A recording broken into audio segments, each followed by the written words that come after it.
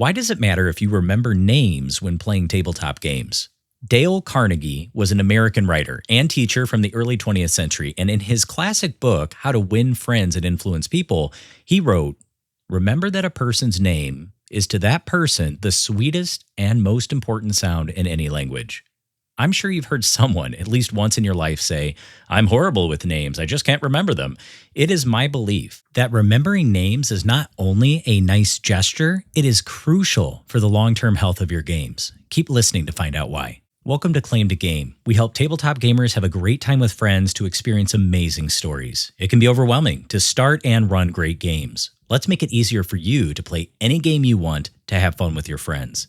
I'm Clint.scheirer. I've helped thousands of students in my career find their way to better themselves and better their game. With more than 10 years experience coaching, teaching, and developing easy-to-follow learning plans, I know I can help you too. It's time for you to make your claim to game.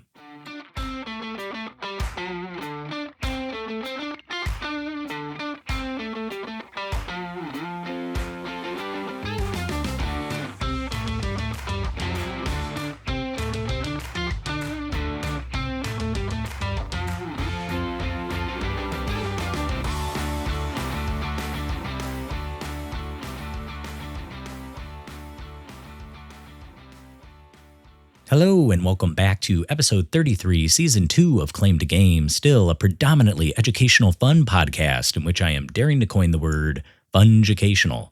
It's like a well-oiled machine, but even oilier and really, really rad. What's in a name? Don't worry, I'm not going to start spouting off Shakespeare to you, but why do I think names are so darn important when playing tabletop games? Okay, the title of this episode is really harsh. Forgetting a name does not automatically make you a doofus, but it does matter, and here's why. There are groups that you need to look at here regarding names, and if you fail to hold a healthy respect and apply decent effort in remembering names in any of these categories, I feel you will hurt your game and players' momentum. Sometimes the hurt is only short term and it can be overcome if you try again or, just give a little grace and do better remembering the name moving forward. Other times, if you can't get better remembering important names, your game may not get any better. That would be a shame and overall doesn't build games that can last telling amazing stories with folks that you'll remember for years to come. The three groups to consider here are player names, players' characters' names, and NPCs' names. I've listed them in order from easy to hard in my own experience. Here we go. This first one might feel silly, especially if you're playing with friends or family you've known for years, but this isn't always the case. I know some GMs who run games at conventions, and you don't always personally know the folks who sit at the table. But luckily, I think name tags, badges, or nameplates can assist the GM and players in remembering each other's actual names. When I invite friends of friends or people that I don't know very well to a game that I'm running, I try to do a few things to help me remember their name before they get to my table. The first thing I do is I write their name down on paper, whether it's a Post-it note, notebook, scratch paper, whatever. The kinesthetic movement helps me remember the name. And then if we started a group text about the times and dates that our session is going to meet, I will get permission first, but I'll put the person's name who I'm trying to remember into my phone so that their number pops up with their name instead of just a bunch of digits in the group text. This allows me to look at their name every time the conversation starts moving, and it ingrains it into my mind just a little bit more. And finally, the night before, I will usually set up the gaming table with folks' materials for any particular game that we're playing. Any materials that they aren't going to bring themselves, that is. And this may be the teacher in me or the OCD in me, but I will usually give assigned seats with people's names so that they can sit down and get ready to play with their materials. And assigning the seats gives me another chance to look at their name, write it out, and spell it. So why does this matter? Because tabletop gaming is about relationships. It's about connecting with other people to tell amazing stories. It's a structured way to experience camaraderie, laughter, triumph, loss, and many, many, many more emotions, which by the end, you can't help by coming out the other end, maybe friends or possibly more friendly. So using a player or GM's proper name, at least for me, is sending the following message. You, fellow player or GM, are important. You are important enough that I want to honor you by remembering who you are outside of this make believe story that we are experiencing together. But what if you forget anyway? Don't worry, most people will forgive this infraction without much animosity or butthurt feelings. Still, make an effort. Honor others around you. Remember their real life name. All right, now on to group number 2, not the real name of your player, but the player's character's name. In a tabletop RPG, players will create a character who is their avatar, their representation within the gaming world, through whom they play, speak, and act. So why should you make a decent effort to remember the player's character name? For 2 main reasons. Reason 1, they put effort into creating this character, so you should put effort into using and remembering the character's proper name. I personally get frustrated when the GM says my character's name wrong and jokes about it the rest of the game or the campaign. It's happened a couple of times, and each time as a player, I feel like I'm being made fun of, and I might be taking things too personally, but I still don't like it. I'm not talking about a slip like calling Dave the Barbarian Derek the Barbarian. I'm talking about calling Dave the Barbarian Davy Doodle the Barbarian or some other cutesy name in an attempt to lazily avoid remembering the name I gave my character. And to be honest, some of the names players give their characters are crazy and hard to pronounce, or they sound so much like a different name, it's really easy to get confused.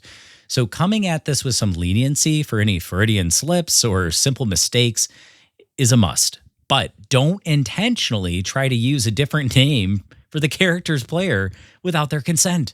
Make the effort to remember their character's name. Now, the second reason you should do this is remembering players' characters' names and calling each other by character names helps with player immersion into the story of the game world.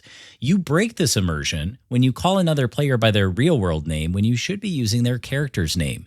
Use their character name when you as a GM are asking them what they would do when the goblin comes running up to them with a sharpened scimitar. Use their character name when you as the player are asking another character for their aid climbing up a small cliff and that you need a boost to get to the nearest handhold. Use their character name when you're all yucking it up at the bar at the nearest tavern singing songs of your latest exploit and conquest.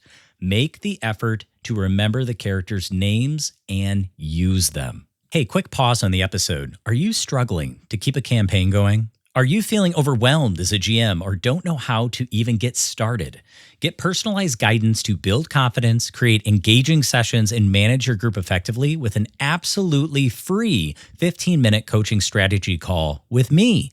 During our virtual call, I'll give you some quick wins, actionable steps, and clear directions that you can take away to make your game better. Click on the link in the show notes to schedule your free 15-minute call. It's free. Did I mention it's free? We'll laugh, we'll cry, and we'll make you a frickin' GM champion in just 15 minutes. I cannot wait to chat. Thanks, and now back to the episode.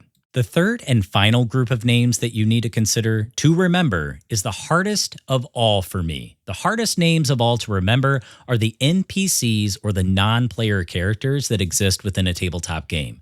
There are so many NPCs, hundreds of NPCs that you and other players may interact with over a campaign, and at least a dozen you may encounter even in just one session. As the GM, you are often the one speaking as the NPCs, describing their actions and breathing life into them through the portrayal of how they respond to your character's actions and the world. As the player, you need to remember the names of NPCs who may be dropping secrets or clues or potential new story hooks to navigate your way through the adventure and quest. To forget an NPC might be okay if your GM remembers them, but don't put that pressure on your GM. Remember the NPCs and what they offer to the story. In episode 31, I spoke to Aaron Ermet from the Lord of the Rings podcast about master storytelling like J.R.R. Tolkien, the author of the well-known Lord of the Rings and Hobbit books. And I'll put a link to that episode in the show notes if you haven't already had a chance to listen to it. But one of the first things that Aaron mentioned was how believable Tolkien makes his characters within the world of Middle-earth. The characters become believable because Tolkien treats them as living, breathing beings with importance, backstory, and yes, unique names, which show up time and again whenever they appear within the epic fantasy. When writing, it is crucial to use the names of the main characters, supporting characters, and even menial characters to paint the picture of the story for your readers. If you don't use the proper names or place those names in the right spot, having those characters act and speak in key moments, well, I would argue that you don't really have a story to tell at all. Authors and writers have an advantage, however, because they are writing or typing these names down. They maybe even use digital tools to help them organize their thoughts outside of their main notes. And for tabletop gaming, any official or unofficial published adventure you get from DM's Guild or Drive-Thru RPG or a copy of your favorite RPG source guides will have characters, names, and backstories usually provided in the pages of the material. But even so, are you going to always be flipping through the pages to go back and forth and remember who such and such NPC was, who lived in this one town with that one profession, who had a quest for the lost golden whatchamacallit, which he's willing to pay the characters X number of gold coins or a magical item if they find it and retrieve it for him? I think not. So take a page out of an author's book. See what I did there? Write things down in a way that your brain can keep the NPCs, their names, and everything about them organized. I won't tell you which tools to use, but many virtual tabletops like Foundry VTT, Fantasy Grounds, and Roll20 have sections within their interface where you can take notes for yourself, and then also a shared digital journal that the entire party can access and update together. I personally love using Scrivener, which is a writer's software, but it helps me organize NPCs in all aspects of my adventure in a clear and simple way within the same Scrivener project. Other apps you could look into: Microsoft OneNote, Notion, Evernote, and so many more. For free, you could sign up for a Gmail Google account, get access to G Drive, where you then could keep your notes organized through files and folders with Google Docs or any other number of Google applications. And if you have a tool you love that you use to organize NPCs or your campaign or even remember names for your tabletop RPG adventures, hey, shoot me an email. I want to know about them. I love to know about new tools that could be better than what I'm already using. So make an effort to remember NPCs' names and use them. When you do, your story can be epic too. All right, final thoughts. Not using player names, players' characters' names, or NPC names often and appropriately, I believe, can hurt your gaming experience for both the short and long term. Honor your players, whether they are complete strangers prior to sitting down at the table or close friends, by making an effort to use their personal name to grow closer with them in their relationship. Tabletop games are all about relationships. Honor your players' time and effort that they poured into making their character by integrating their character's name into the story. Do this as a GM by using the name when asking players what they intend to do when it's their turn to take control of the narrative. And do this as a player by describing what you do with your character's name, even if you're just describing it in the third person, describing your character's actions. And honor your amazing story by writing down, remembering, and using NPC names, backstories, placing them strategically into the game if you're a GM, and interacting with them as though they are real living beings if you are a player. Remembering names matters. You are no doofus. Join us next time as we find the best ways to have great times with friends and experience amazing stories through tabletop role-playing. I mentioned this before, but it's worth saying again here at the end of all things, as Frodo Baggins would say. If you are struggling to keep your campaign going, if you are feeling overwhelmed as a GM or don't even know how to get started, get personalized guidance to build confidence, create engaging sessions, and manage your group effectively with an absolutely free 15-minute coaching strategy call with me. During our virtual call, I'll give you some quick wins, actionable steps, and clear directions that you can take to make your game better. Click on the link in the show notes to schedule your free 15-minute coaching call today. We'll laugh, we'll cry, we'll make you the big bad evil guy or big bad evil gal, dominating all GMs in your path in just 15 minutes. I can't wait to speak with you. I'm ready and raring to go. Come at me, bro, or sis, or person. All right, I'm done. And may you keep having fun as we continue to make our claim to game.